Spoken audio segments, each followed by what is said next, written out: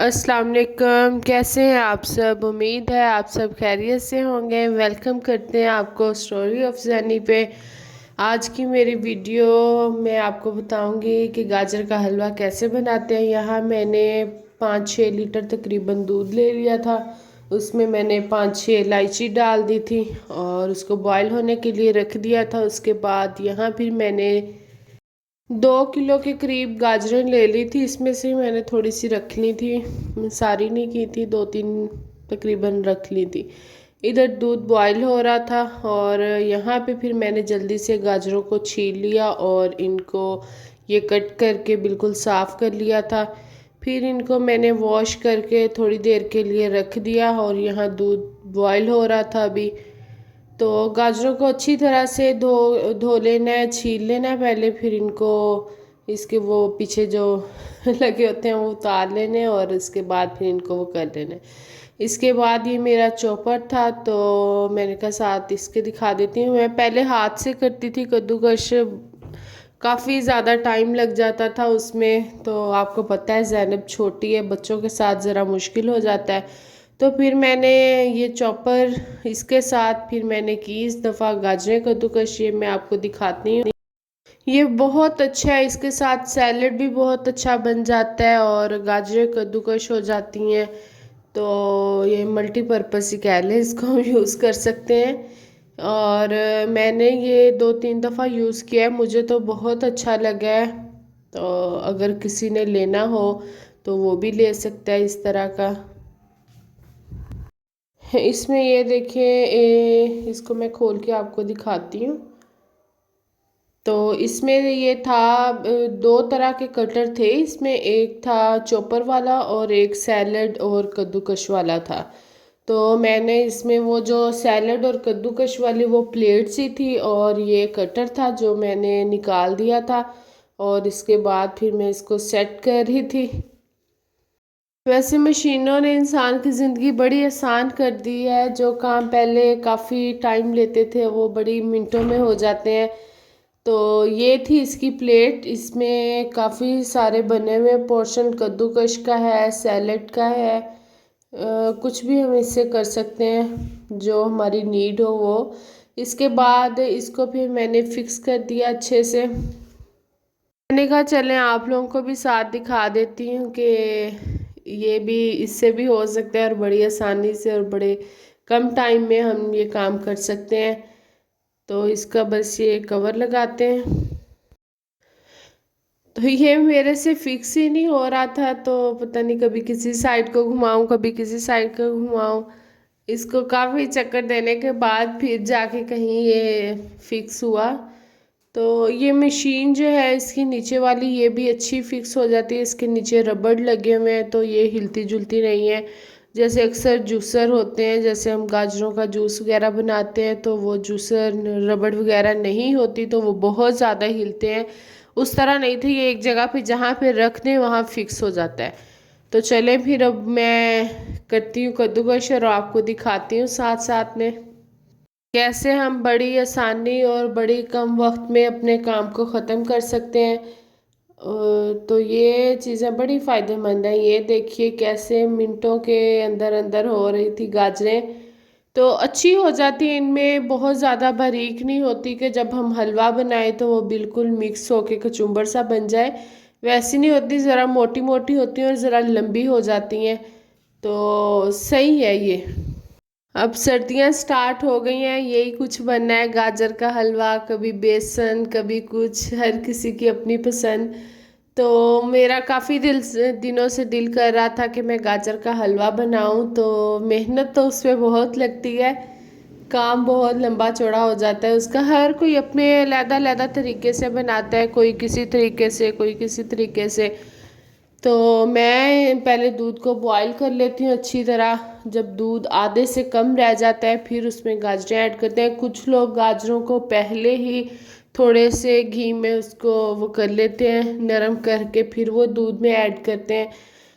तो आज मैं आपसे अपना तरीका शेयर करूँगी। ये थोड़ी थोड़ी गाजरें ऊपर रह जाती हैं तो उनको निकाल के फिर दोबारा जब करनी हो तब उसमें डाल लें, नहीं तो फिर खा लें। तो ये मैं आपको अब दिखाती हूँ। ये देखें कितनी अच्छी हुई हैं और काफ़ी लंबी लंबी भी हुई थी और कुछ बारीक थी। जित जैसी गाजरें हो फिर वैसी हो जाती हैं। जो बड़ी गाजरें थी उनके साथ काफ़ी बड़े बड़े हो गए थे और जो छोटी गाजरें थी उनसे ज़रा बारीक हो गए थे। ये देखिए कितने अच्छी लग रही हैं। किसी दिन फिर मैं आपको इंशाल्लाह सैलेड का भी करके दिखाऊंगी कि इसके साथ हम सैलेड किस तरह बना सकते हैं। ये देखिए कितनी अच्छी कद्दूकश हुई हैं और मिनटों में हो गई हैं। इसी तरह फिर जो बाकी गाजरें बच गई थी उनको भी मैंने इसी तरह मशीन में कर लिया था और इससे जल्दी जल्दी करके वो काम ख़त्म किया मैंने। जैसे मशीन वाले काम होते हैं ना वो मैं ज़्यादातर करती हूँ ज़ैनब के सोए सोए। अगर वो उठी हुई हो तो वो आस पास ही फिरती रहती है, फिर मेरे लिए ज़रा मुश्किल हो जाता है। तो यहाँ जब मैं कर रही थी तो ज़ैनब सोई हुई थी, तो मैंने कहा उसके उठने से पहले पहले ना मैं करके रख लेती हूँ। गैस थी नहीं तो मैंने कहा चले ये काम ख़त्म हो जाएगा, जब गैस आएगी तब इंशाल्लाह बना लेंगे। दूध मैंने पहले रख दिया था, कुछ बॉयल हो गया, फिर गैस चला गया और उसके बाद फिर मैंने गाजरों को कद्दूकश करके रख लिया था। फिर गैस आएगा तो इंशाल्लाह फिर आगे बना लेंगे, कंप्लीट कर लेंगे इसको।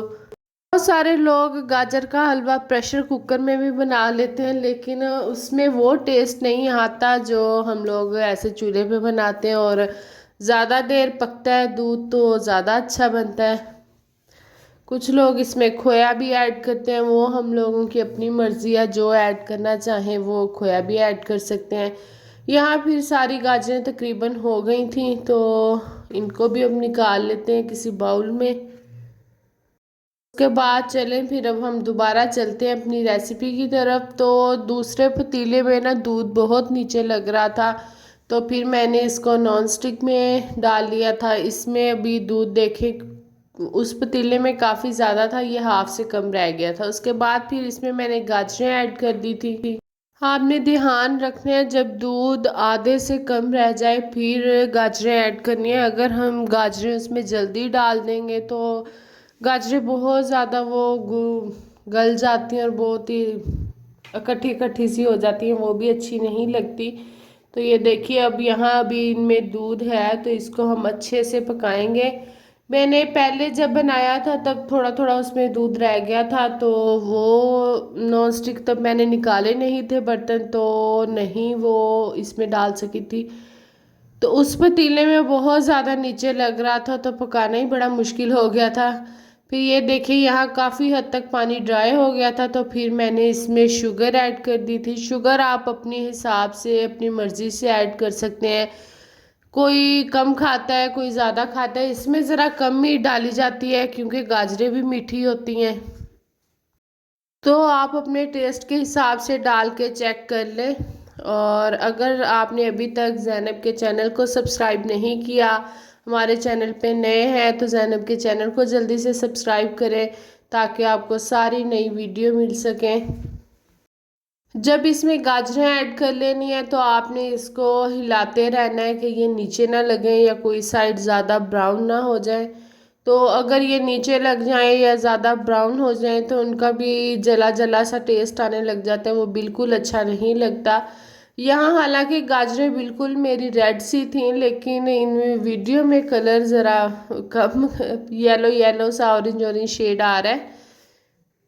आप लोग भी इस तरीके से बनाइएगा और बताइएगा आपको आपका किस तरह का बना और आपको ये रेसिपी किस तरह की लगी। हम लोगों ने तो बड़े शौक से खाया और बहुत मज़े का बना हुआ था। तो अगर इसको दूध को पहले हम ज़्यादा पका लेना तो वो बिल्कुल खोए वाला टेस्ट आने लग जाता है, तो खोया डालने की भी इतनी ज़रूरत नहीं पड़ती। ये देखें अब काफ़ी हद तक ये बन गया था। अभी इसको मज़ीद पकाएंगे, इसमें बिल्कुल दूध बाकी ना रहे क्योंकि अगर इसमें थोड़ा बहुत दूध रह जाए तो इसमें ये जल्दी ख़राब हो जाता है। इस बात का ख्याल रखना है कि दूध अच्छे से इसमें खुश्क हो जाए तो समझे फिर आपका हलवा बिल्कुल रेडी हो गया है। तो ये देखें इसका कलर चेंज है लेकिन था बिल्कुल रेड रेड सा, बहुत अच्छा बना था, बहुत मज़े का। और हम लोगों ने तो बहुत इंजॉय किया। जिस दिन मैंने बनाया उसी दिन हमारे घर गेस्ट भी आए, उनको भी मैंने सर्व किया तो उन्हें भी बड़ा पसंद आया। तो अपना बहुत सारा ख्याल रखिएगा। ये थी हलवे की फाइनल लुक, और हमें दुआओं में याद रखिएगा और हमारे चैनल को लाजमी सब्सक्राइब कीजिएगा। खुश रहें, खुशियाँ बांटें, अपना बहुत सारा ख्याल रखें। अल्लाह हाफिज़।